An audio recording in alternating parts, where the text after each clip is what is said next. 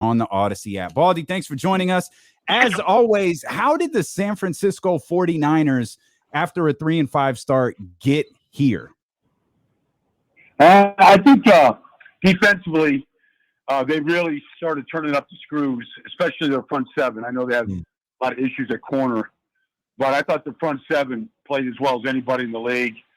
And then they were 8-9 deep, and they really, Arden Key really stepped up, and DJ Jones, and Eric Armstead's been playing lights out, to go with the linebacker. So I thought that was the first part.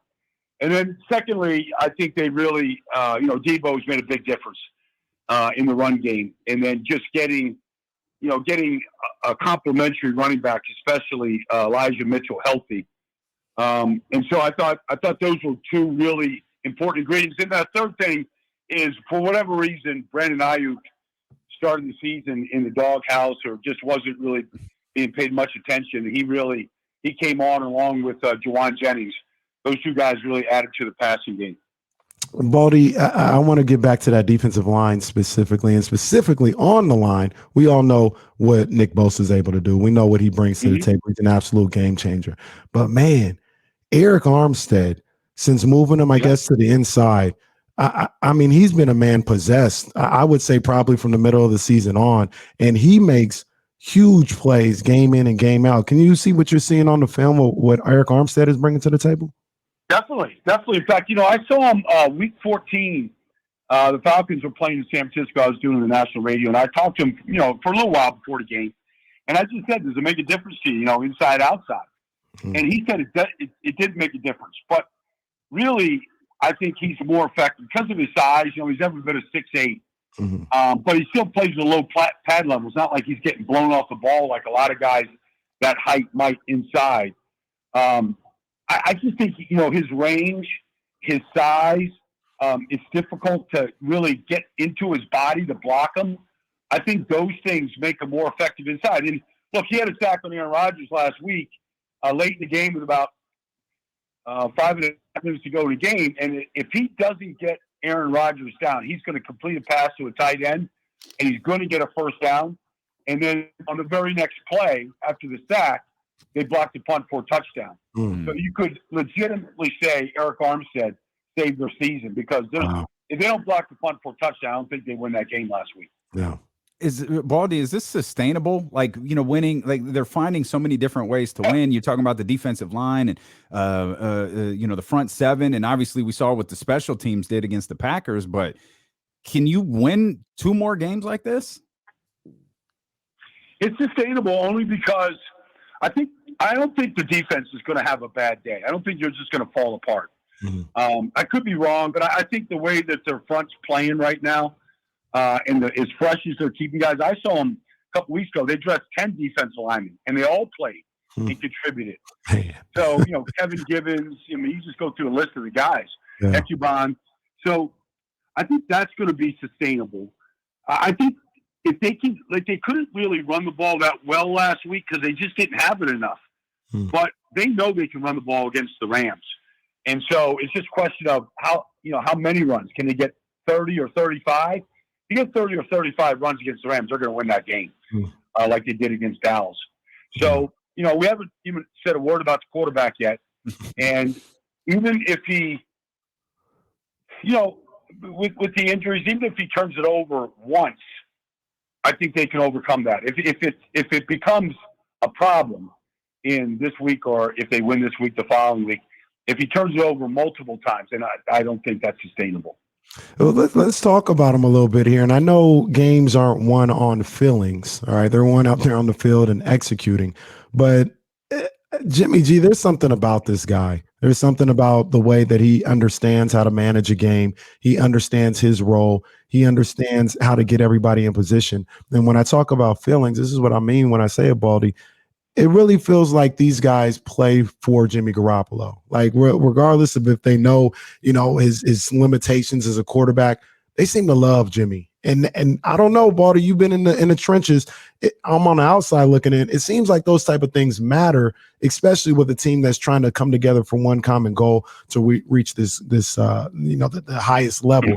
Does that matter at all that they seem to love him? Yeah, no, I think you're reading it spot on. I mean, I've been saying pretty much the same thing. I feel like I have to defend Jimmy G out there when people are just always nitpicking out about it. I asked him one day during the season this year, I said, man, do you ever have a bad day, Jimmy? He goes, yeah, come out to practice on Wednesday and Thursday when my head coach is up where the sun doesn't shine. He goes, yeah. I mean, he hears about it, but the players do. I do believe the players play for him. I do believe they feel like he is a good leader. He does know what he is doing and asked to do.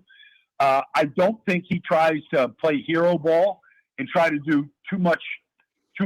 I mean, I don't think he does that. So I don't know. I'm a Jimmy G fan. He's won 4 playoff games in these 2 playoff runs that they've had. There's not a lot of guys in this league that have that on their resume right now. There are some teams that don't have that on their resume. Yeah, well, I mean, anybody that says that they're winning in spite of Jimmy G just doesn't really understand the quarterback's role and how important it is on that team. What about Matt Stafford, Baldy? That's something Kenny and I have been talking about over the last week or so. Do you feel like does Sean McVay fully trust Matt Stafford?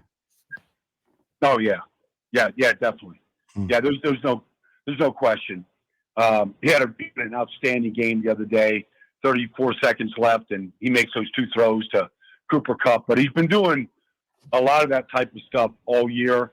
I'm sure that some of the interceptions that were being thrown in the middle of the season when they had a 3-game losing streak probably didn't sit real well with the head coach for a period of time. But I don't think anybody just thought it was, Matt Stafford's fault. I mean, pick 6 against the Colts and against the Titans in back-to-back weeks weren't anybody's favorite weeks of the year.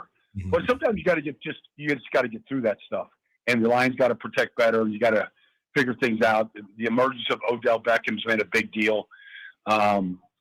They do turn. I mean, those fumbles last week were real. I mean, I didn't think Cooper Kupp could ever turn a ball over, and he did last week. So they overcame all that. But I think the coach and the quarterback are having a genuine love affair this year. Baldy, when you when we talk about this game specifically, I know I'm a Niners fan. Just for clarification, these are my boys. I'm riding the wave right now. But when you talk about winning 6 in a row, trying to beat a team 3 times in one season, we all know it's tough. But I think you throw all that out the window because it's one game on Sunday. And when I look at this game, one thing that sticks out to me, and I'd like to hear your opinion, is the Rams. And from what I've seen in the 2 games with the Niners, and then even last week, they don't run the ball well enough. And I think that's a bad sign going up against a 49ers team where if they can make you one-dimensional, they could just pin their ears back and go rush the quarterback, and that's a problem for the opposition. Is that a big key for this game on Sunday where, to use a boxing term, the Rams are going to have to get the 49ers defense off of them by being able to keep them honest with the run. And if they can't do that, it might be a long day for the Rams. Well, I mean, they ran the ball well against Arizona in the wild card weekend. Yep. Both Cam Akers and Sony Michel, they both ran it pretty good. It's not their greatest strength of the team, but I think getting Cam Akers back helps. He got an explosive charge to him. Sony Michel carried this team in the run game. I do think it's important to watch. San Francisco's been excellent against the run. They were against, Pollard and Zeke, and they were last week. They've just been outstanding. And so it's part of that front that I talk about. But I do think that if the Rams get away from it, which Sean McVay does not want to do, but if he does get away from it, I think it'll hurt this football team. Baldy, what's the Rams' biggest weakness that the 49ers need to exploit? I would say, they run the ball well against them. That midseason win that they had on Monday night, I mean, they beat up the defensive front really good, and then the other weakness is we saw basically 2 out of 3 weeks. I mean, they were up 17-0 on the 49ers in the final week of the season. They couldn't put them away. They were up, 27-3 last week, and they couldn't put Tampa Bay away. I would say that's a weakness, is putting teams away when you have a chance to do that. And if you let Team Niners hang around and let them back in the game, they'll knock the door down. And so I think those are two areas of concern if I lose the Rams. You know, how the 49ers run the ball, because they do it different than anybody else. And it's just difficult to duplicate or to replicate in practice. So I think their ability to run it multiple times from a lot under center, shotgun, 2-back, 1-back. I mean, there's so many different ways they can run it. And then I'd say being able to put somebody away for good has been a weakness.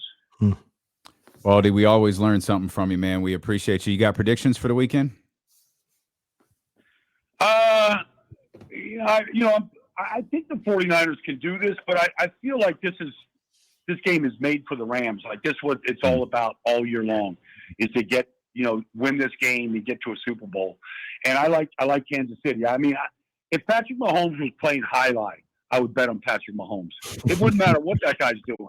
I'm betting on that guy. I'm not betting against him in anything. Yeah. No doubt. We appreciate you, Baldy, man. Thanks as always for your time. Okay. Yep. My pleasure, guys.